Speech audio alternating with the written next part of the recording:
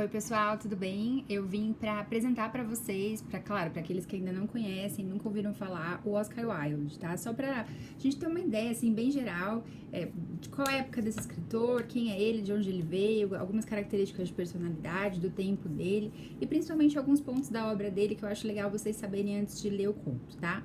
Então, o Oscar Wilde, ele é um escritor irlandês, ele nasceu em 16 de outubro de 1854 e ele faleceu em 1900. Ele era um sujeito muito peculiar, ele tinha uma relação muito profunda com a ideia de beleza, de estética, então ele se tornou aquilo que se chamava na época de dandy.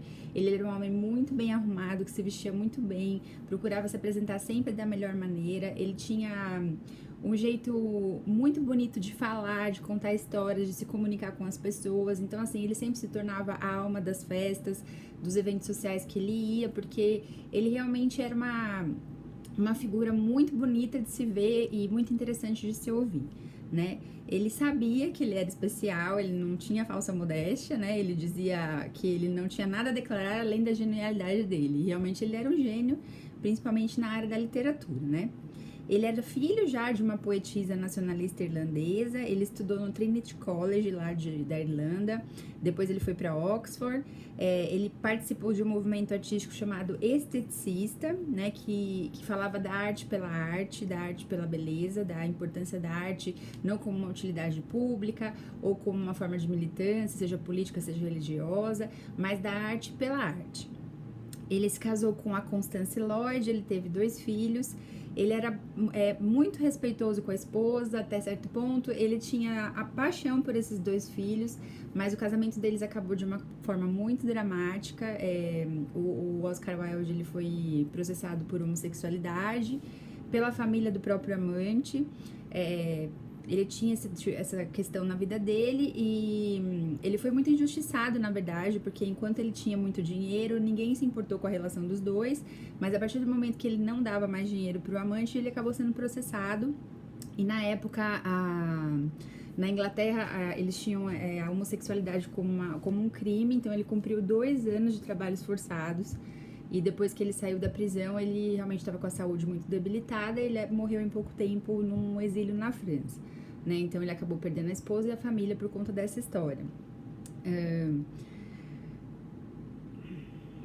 Quando ele estreou com uma obra-prima do teatro chamada Importância de Ser Constante, em 1895, o pai do Lord Douglas, que era esse rapaz com quem ele se relacionava, iniciou uma campanha pública de difamação contra o autor, tá? Então foi mais do que uma questão moral ou uma questão até de justiça. Ele realmente queria acabar com o Wilde e principalmente como artista, né?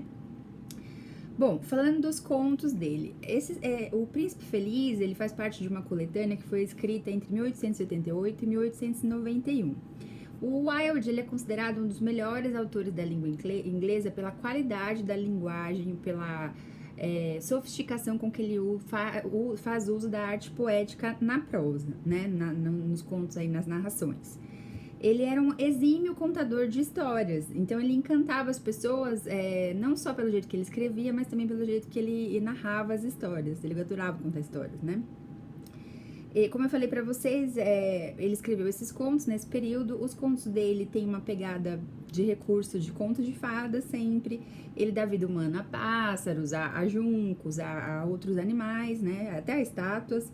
Ele cria uma espécie de realismo fantástico, que é um conceito que dentro da literatura a gente vai discutir muito mais recentemente, né? E ele não se aprofunda em temas assim de classes sociais e políticas explicitamente, mas ele aborda com maestria o sofrimento brutal dos estratos mais baixos da sociedade inglesa. Então, embora ele não tivesse uma bandeira política de nenhuma espécie e se adequasse bem aos costumes da sua época do ponto de vista político, ele não podia manter fora das histórias dele a realidade que ele via, né? Como todo autor, bom autor, e eu falei isso do Tolstói, eles são antenas da raça, eles absorvem o contexto que eles estão vivendo.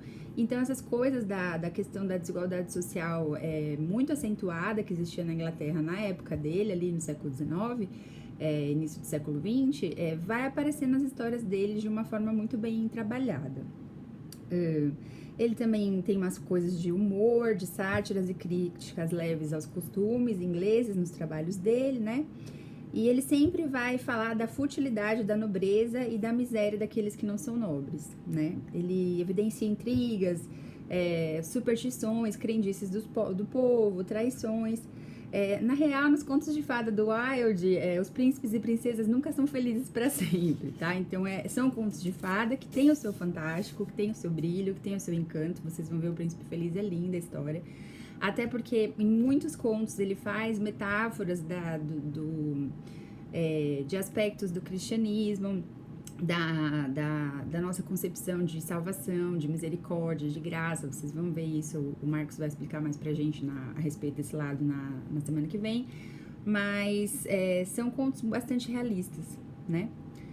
Ele tem essa coisa de reverenciar a beleza, e isso aparece nos contos na forma de longas descrições. Ele consegue ser poético e longo e bonito na descrição de uma flor, tá? Então é bem gostoso de ler as histórias deles, né?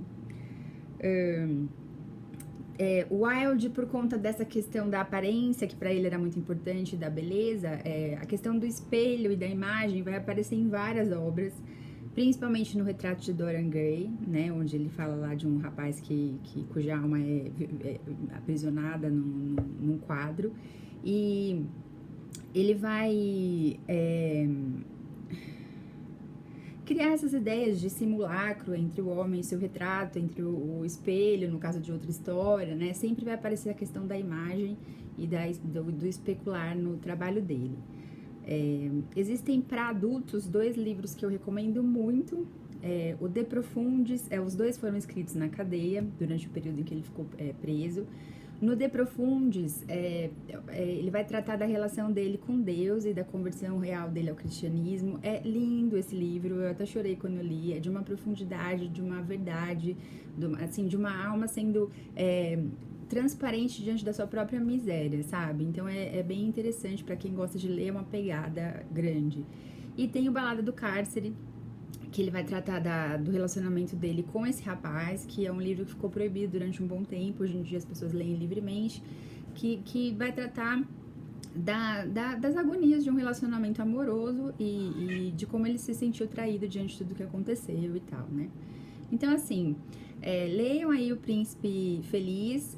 Quem quiser recomendação, tem vários outros contos infantis dele que são muito bons e que, principalmente para o cristão, para quem quer contar histórias para os filhos, né, é muito legal, tá bom? Eu espero que vocês vejam a gente aí no próximo vídeo e que vocês aproveitem bem o que a gente tem proposto.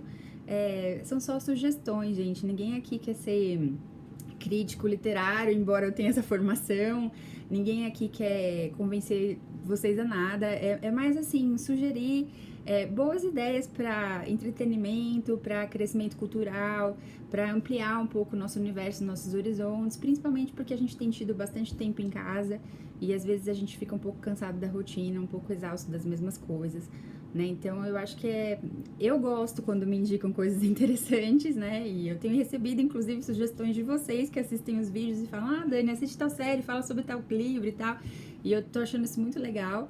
Então, assim, gente, a nossa intenção de fato é a mais simples possível, tá? É só sugerir para vocês coisas legais para verem. Um abraço, um beijão, até a próxima. Tchau, tchau.